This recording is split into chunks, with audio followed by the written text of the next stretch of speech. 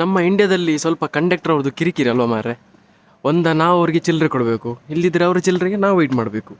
ಕೆಲವರಂತೂ ಕೇಳಲೇಬೇಡಿ, ಏನಾದರೂ conductor change ಕೊಡಲಿಕ್ಕಿದ್ರೆ ಈಗ ಕೊಡ್ತಾರೆ ಅಂದರೆ ಅವ್ರು ಹತ್ತಿರ ಬರೋ ತನಕ ವೆಯ್ಟ್ ಮಾಡಿರ್ತೇವೆ, ಮತ್ತು ಸೀದಾ ಪಾಸ್ ಆಗ್ತಾರೆ, ಕೊಡೋದೇ ಇಲ್ಲ. ಸೊ ಇಂಥದ್ದು ಫನ್ನಿ ಮೂಮೆಂಟ್ ಆಗ್ತದೆ.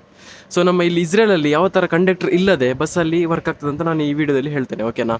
ಸೊ ಈ ರೀಲ್ಸ್ನ ನಿಮ್ಮ ಯಾರಾದರೂ ಕಂಡಕ್ಟರ್ ಫ್ರೆಂಡ್ಸ್ ಇದ್ದರೆ ಅಥವಾ ನೇಬರ್ಸ್ ಇದ್ದರೆ ಅವ್ರಿಗೆ ಶೇರ್ ಮಾಡಿ ಆಯ್ತಾ ನೆನಪಲ್ಲಿ. ಇಲ್ಲಿ ಸ್ಕ್ಯಾನಿಂಗ್ ಮಿಷಿನ್ ಉಂಟಲ್ಲ, ಇದೇ ನಮಗೆ ಇಲ್ಲಿ ಕಂಡಕ್ಟರ್. ಒಂದು ಸರಿ ನೀವು ಹತ್ತುವಾಗ ಸ್ಕ್ಯಾನ್ ಮಾಡಿದರೆ ಆಯಿತು, ಮುಗೀತು. ನನಗೆ ನೋಡಿ ಈ ಬಸ್ಸಿಗೆ ನನಗೆ 8 ರೂಪಾಯಿ ಕಟ್ಟಾಯಿತು. ಅಂದರೆ 8 ರೂಪಾಯಲ್ಲಿ ನಾನು 1 ಗಂಟೆ ಒಳಗಡೆ 15 ಕಿಲೋಮೀಟ್ರ್ ಎಲ್ಲಿ ಬೇಕಾದರೂ ಹೋಗಿ ಬರ್ಬೋದು. ಎಕ್ಸಾಂಪಲ್ ನಾನು ಇಲ್ಲಿಂದ ಹತ್ತೆ ಒಂದು 2-3 ಕಿಲೋಮೀಟ್ರ್ ಇಳ್ಕೊಂಡೆ, ಮತ್ತು ಸ್ವಲ್ಪ ಹೊತ್ತು ಒಂದು 5 ನಿಮಿಷ ಬಿಟ್ಟು ಮತ್ತೆ ಬಸ್ ಹತ್ಕೊಂಡು ಮತ್ತೆ ಹೋಗ್ಬೋದು ನಾನು.